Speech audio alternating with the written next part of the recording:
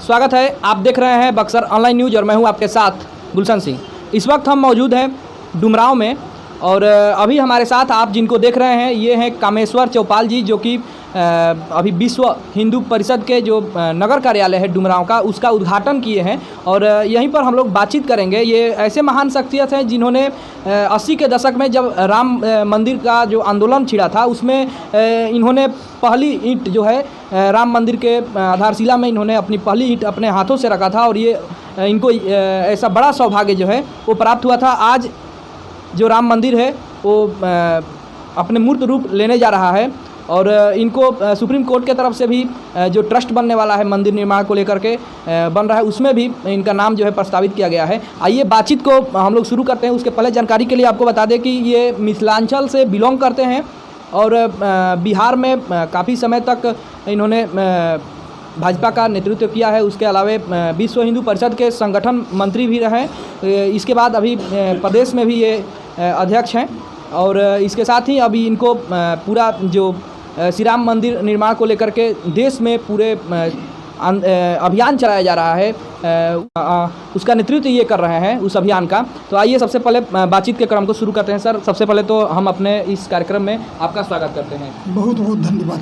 अच्छा, आप भारत के ऐसे पहले सौभाग्य पुरुष हैं जिनको जो हम लोग के जो सनातन धर्म है और उसका आदर्श भगवान श्री राम को माना जाता है और जो राम मंदिर निर्माण हिंदुओं का वर्षों से जो बहुत बड़ा मुद्दा था वो अब कहीं ना कहीं मूर्त रूप लेने जा रहा है और उसमें आपको पहली ईंट रखने का सौभाग्य प्राप्त हुआ था, आज मूर्त रूप ले रहा है। कैसा फीलिंग कर रहे हैं सर, कैसा महसूस कर रहे हैं? देखिए, मुझे एक बात लगता है कि सत्य को भी सिद्ध करने के लिए संकल्पित होकर खड़ा होने की आवश्यकता होती है। राम जन्मभूमि के संघर्ष से एक संदेश हिंदू समाज को लेना चाहिए कि इस देश का नेतृत्व वर्ग तत्कालीन और यहाँ तक कि प्रबुद्ध लोग भी राम को स्वीकारने के लिए तैयार नहीं, राम की जन्मभूमि को स्वीकारने के लिए तैयार नहीं। लेकिन जब दृढ़ता के साथ उस सत्य के साथ समाज खड़ा हुआ तो संपूर्ण देश ने विश्व को स्वीकार करना पड़ा कि राम की जन्मभूमि है। और जहाँ तक शिलान्यास करने की बात है तो शिलान्यास तो संतों का आदेश था। यह सच बहुत कम लोग जानते हैं कि 89 में शिलान्यास कार्यक्रम संपन्न हुआ था नवंबर में और फरवरी मार्च में कुंभ का आयोजन हुआ था 89 में ही। और उस कुंभ के अवसर पर धर्म संसद की बैठक हुई थी। धर्म संसद में संतों ने एक मत से निर्णय लिया था कि समाज के अंदर यह जो भाव गया है संघर्ष के काल में कि हिंदू समाज में मंदिरों के अंदर, पूजा के अंदर, समाज के संस्कार कामों के अंदर किसी खास वर्ग को बाहर रखा जाता है, इस बात का सही और सम्यक उत्तर देने की आवश्यकता है।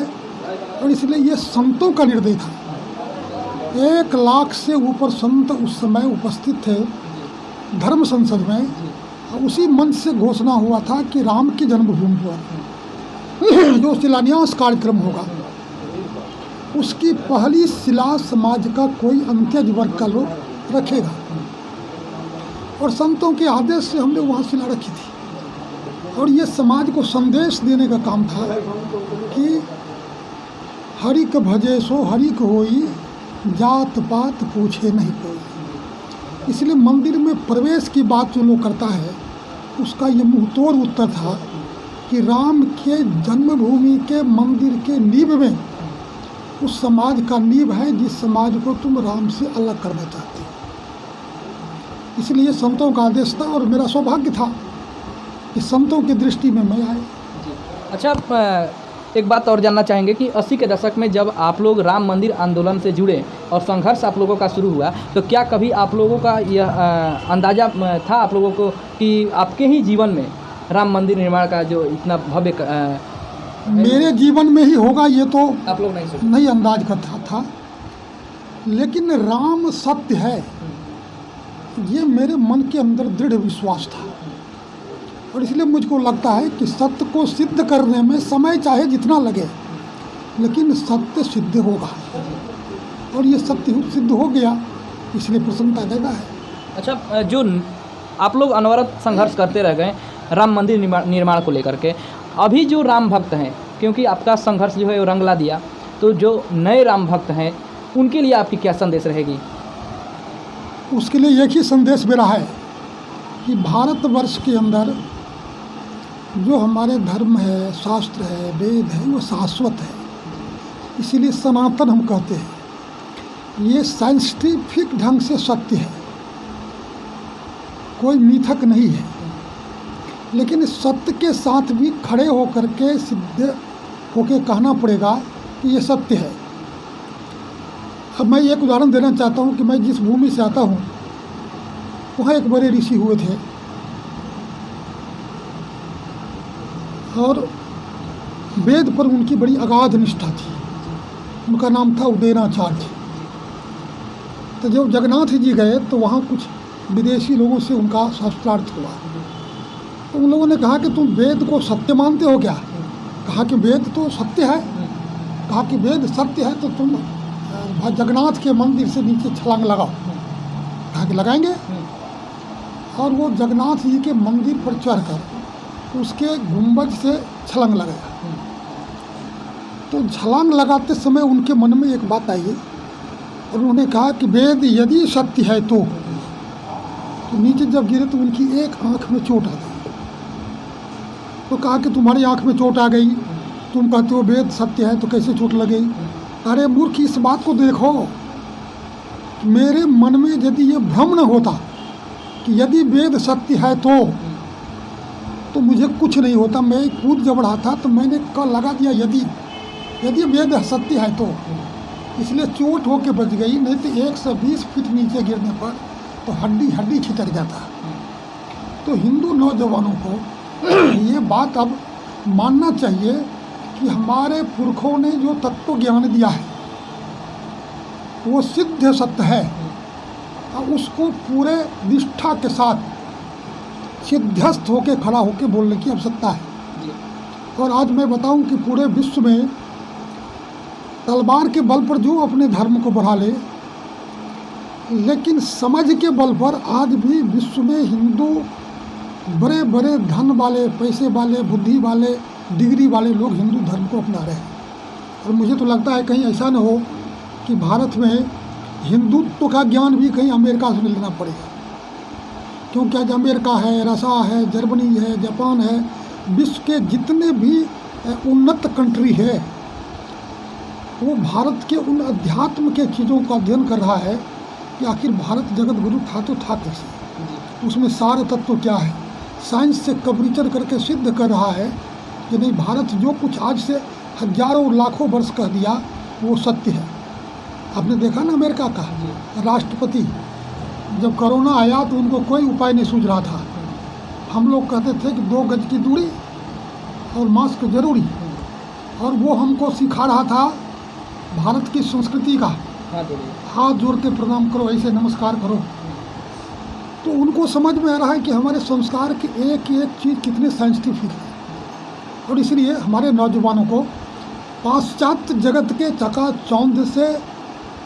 चकाचौंध हो करके उनके पीछे भागने की आवश्यकता नहीं है। हमारे ऋषियों ने जो तत्व ज्ञान दिया उस तत्व ज्ञान के लिए खड़े हो जाए। राम सत्य सिद्ध हुआ है, कृष्ण भी सत्य सिद्ध होंगे, काशी विश्वनाथ ही सत्य होंगे। सत्य को दबाया जा सकता है, लेकिन सत्य को प्रकट होने से कोई रोक नहीं सकता है। जी, महापुराणों और धर्म ग्रंथों के मुताबिक प्राचीन काल में पूरा एशिया महाद्वीप अखंड भारत हुआ करता था। आज क्या कारण है कि हिंदुत्व केवल भारत में ही सिमट कर रह गए हैं, थोड़ा बहुत नेपाल में भी है? देखिए, ऐसा है कि एक बात तो संसार के लोगों को सिद्ध हो गया साइंस के आधार पर में। जैसे अपने यहाँ एक डिपार्टमेंट है भारत सरकार का, आर्कियोलॉजिकल डिपार्टमेंट, जिसको पुरातात्विक विभाग कहते हैं। तो संसार के अंदर जितने भी कंट्री हैं उनके यहाँ भी पुरातात्विक विभाग है, और वो ऐसे गर्भ में छुपे हुए इतिहास को खोद के बाहर निकालते हैं। तो आज विश्व में जहाँ कहीं भी खुदाई हो रही है चाहे वियतनाम में हो, चाहे रसिया में हो, चाहे अरेबियन कंट्री में हो, चाहे लंकन कंट्री में हो, वहाँ भारतीय संस्कृति का चिन्ह ही प्रकट होके आ रहा है। इसका सीधा सीधा अर्थ है कि विश्वव्यापी संस्कृति भारतीय संस्कृति ही है। बाकी तो उसका डेट तय है, समय तय है, किस दिन, किस काल में, किसके द्वारा, किस मान्यता के आधार पर, कौन से धर्म ने हम कहते हैं उसको, पंथ की स्थापना हुई। धर्म तो व्यापक शब्द है, ये केवल सनातन है, नेचुरल ट्रूथ है धर्म। तो उस हिसाब से किसी को, सबसे पुराना हमारा भगवान बुद्ध है, 3300 वर्ष हो गया। बुद्ध के बाद हुई आए हैं ईसा, जिनको 2021 वर्ष हुआ है, और उसके बाद आए हैं इस्लाम, जिसको 1400 समथिंग वर्ष हुआ है। उससे तो अधिक प्राचीन हमारे भगवान बुद्ध हैं, भगवान महावीर है। और हमारे यदि का संस्कृति के काल गणना हो, ये हर एक लोग चाहता है कि हम इस छोटे से एना में देख लें कि पूरी सृष्टि इसमें खपता है कि नहीं खपता है। हमारे यहाँ ईस्वी नहीं, सन नहीं, हिजरी नहीं, ये सब काल गणना नहीं था, युगाब्द था। हमारे यहाँ कलयुग, द्वापर, त्रेता, सतयुग, और उसकी काल गणना की जो पल तक की गणना थी। और ये जो काल गणना है उसके हिसाब से जो आज पृथ्वी की आयु साइंस के विद्वान लोग बताते हैं, वो हमारे यहाँ पंडित जी बैठ के बताते हैं। हम अपने चीज़ को नकार रहे हैं, लेकिन विज्ञान उसको आज भी झुठला नहीं सकता। आप देख लीजिए, एक विज्ञान है जो कहता है कि हम समय के पूर्व सूचना देंगे, भूकंप आएगा कि नहीं, वर्षा होगी कि नहीं, आंधी तूफान आएगा कि नहीं, काल गणना उसको करके वो बताता है। हमारे पंडित जी खैनी खाते रहते हैं, ठीक से बेचारे कपड़ा भी नहीं पहनते, और बैठ के वैदिक गणित के आधार पर काशी और मिथिला के विद्वान पंचांग बनाते हैं। किस पल में सूर्य ग्रहण लगेगा, किस पल में चंद्र ग्रहण लगेगा, कब भूकंप आएगा, कब वर्षा होगी, कितनी वर्षा होगी, ये सारा कुछ मैथमेटिक्स के हिसाब से देते हैं। आज तक हमारे पंडित जी का कोई साइंस के विद्वान या साइंटिस्ट काटा है क्या? हम जो कहते हैं वही उनका भी गणित आता है। लेकिन दुर्भाग्य है कि हम हजारों वर्ष के संघर्ष के काल में अपने उन दुर्लभ चीज़ों को धीरे धीरे छोड़ते गए, बिछुड़ते गया। लेकिन फिर से उस पर दृढ़ता के साथ खड़े होने की आवश्यकता है। नौजवानों के लिए ही मेरा संदेश है कि हम श्रेष्ठ हैं, ज्येष्ठ हैं, हमारे बहुत कनिष्ठ ये लोग हैं, हम लाखों वर्ष पुरानी संस्कृति के उत्तराधिकारी हैं, वो 3 दिनों के उन संस्कार के उत्तराधिकारी हैं। हम पूरे भूमंडल की रचना को भी अपने ज्ञान से आज भी बैठकर देख सकते हैं, जिसको अब वो देख रहा है। इसीलिए हमको अपने पर गर्व करना चाहिए, और अपना यदि कहीं क्षति है, अपना कहीं छूट गया है, तो उसको जोड़ करके मजबूती के साथ खड़ा करना चाहिए। जी, अंतिम सवाल आपसे कि आपका बक्सर में आगमन हुआ है, और बक्सर विश्वामित्र की धरती कही जाती है, और यहाँ पर रामचंद्र और लक्ष्मण जी का भी शिक्षा स्थलीय रहा है। शुरुआती यदि राक्षस मारने के लिए अगर भगवान ने अवतार लिया था, तो राक्षसों का मारने का शुरुआत भगवान ने यहीं से किया था। तो आपका जो है आगमन बक्सर में हुआ है, तो बक्सर वासियों की यह हार्दिक इच्छा है कि बक्सर को उसके जो विश्वामित्र, महर्षि विश्वामित्र से बक्सर को जाना जाता है वेद ग्रंथों में, लेकिन उसका जो असली पहचान मिलना चाहिए वो नहीं मिला है। तो लोग चाहते हैं कि कामेश्वर चौपाल जी जब बक्सर आए हुए हैं, तो ऐसा उनके मुख से कुछ निकले कि क्या उनका कुछ पहल रहेगा, प्रयास रहेगा कि बक्सर को उसकी असली पहचान जो है वो मिले, और भगवान राम की, लक्ष्मण की और अहिल्या की को लेकर के यहाँ पर जो एक मानचित्र होना चाहिए, एक बड़ा सा स्वरूप दिया जाना चाहिए। क्योंकि जब भगवान श्री राम का जन्मभूमि पर ऐसा संयोग बन गया कि वहाँ पर मंदिर निर्माण शुरू हो गए, तो उनके शिक्षा स्थली जो प्रथम बक्सर रहा है, इसका भी विकास होना चाहिए इस तरीके से। देखिए, देश आज़ादी के बाद हमारे प्रणेताओं को एक बात ध्यान में रखना चाहिए था, जो नहीं रखा गया। हजारों वर्ष के गुलामी से मुक्ति का 2 महामंत्र था। एक महामंत्र सन्यासी विद्रोह में गाया गया था, जिसको बंकिम चंद्र ने अपने आनंद मठ नाम की पुस्तक में उल्लेख किया था, जो आजकल राष्ट्रगान करते हैं हम लोग, राष्ट्रीय गीत वंदे मातरम। गाते हैं ना। जी तो ये वंदे मातरम क्या था? हमारे पुरखों ने जो आज से लाखों वर्ष पहले वेदों में इस बात की चर्चा की, माता भूमि पुत्रो हम पृथिव्या, ये धरती हमारे लिए ज़मीन का टुकड़ा नहीं है, हमारी माँ है और हम पुत्र रूप समाज हैं। ये बोध जब हुआ तो वंदे मातरम कहते हुए नौजवान अपने प्राणों को भी आहुति देने के लिए तैयार हो गया। दूसरा महामंत्र राम नाम का था, जो हमारे गांधी जी ने दिया था, रघुपति राघव राजा राम पतित पावन सीताराम। तो मुझे लगता है कि देश आज़ादी के बाद दृढ़ता के साथ सरकार को इस मातृभूमि का स्मरण और राम का जो अमोघ अस्त्र था उसका स्मरण इस समाज को जगाने के लिए करना चाहिए था।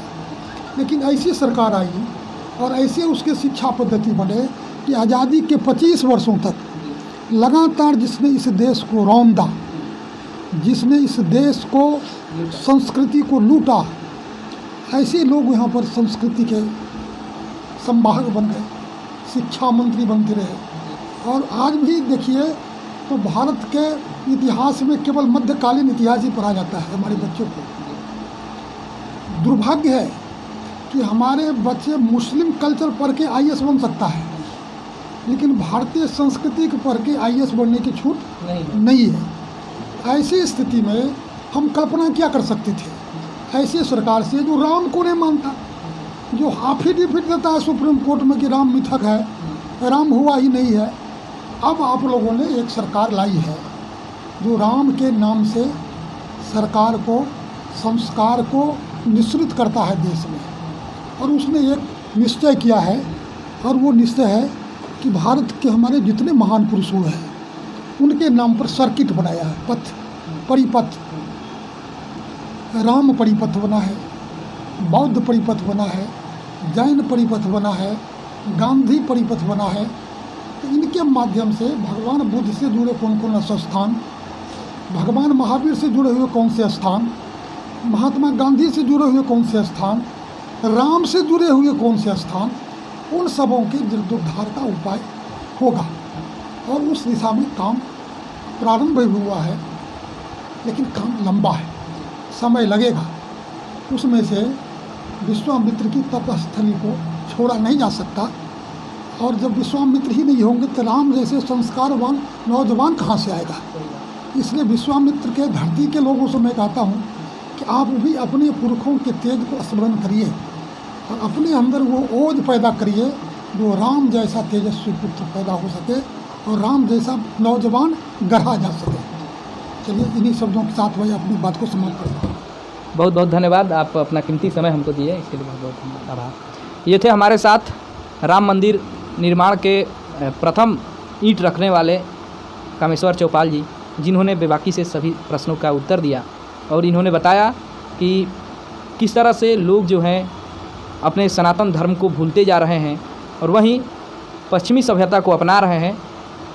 वहीं दूसरी तरफ इनका यह भी कहना है कि जो विदेश है, जो विदेशों के लोग हैं, वो अब भारत की जो वास्तविक जो जगत गुरु कहलाता था तो उसके ऊपर खोज कर रहे हैं कि क्यों जगत गुरु भारत को कहा गया था, और उसको अपना रहे हैं। भारतीय संस्कृति को अब दूसरे देशों के लोग अपना रहे हैं, लेकिन विडंबना ये है कि हमारे ही देश के लोग जो सनातनी हैं वो अपने धर्म को वैल्यू नहीं दे रहे हैं, उसका कीमत जो है उसको समझ नहीं रहे हैं। बने रहिए हमारे साथ, फिर मिलेंगे। धन्यवाद।